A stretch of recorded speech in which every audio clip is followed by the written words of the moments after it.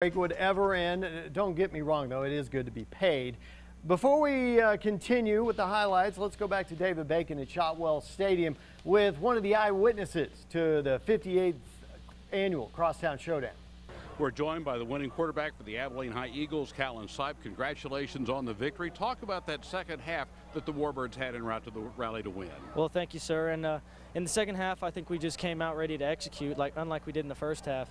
I mean, the receivers ran great routes, and the running backs, I mean, they ran the ball really hard, and the offensive line, they really came out and hit them in the second half, and that's what opened up holes and throwing lanes for. Right to say, and especially the second half, that first drive of the second half, you came right out of the gate, scored quickly, then got you back into the game. Absolutely. I think that was the biggest drive of the whole game, was the fact that everybody came out shots firing in that second half, first drive, and I mean, Reese making a play like he did is just, I mean, that's big time in that kind of situation, you know, and he did a great job. And Clay, I mean, stuff like routes that run people off is kind of not seen by the fans, but stuff like that is what really makes those kind of plays happen.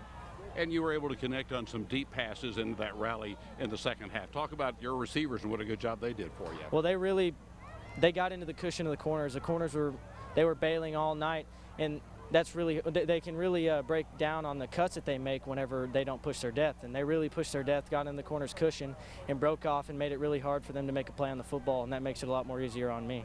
Now, this is 2 white-knuckle finishes in a row for Abilene High. Yes, sir. Well, congratulations. Thank you, sir. Kallin Sipe, quarterback of the Abilene High Eagles, after the win over their crosstown rival, the Cooper Cougars.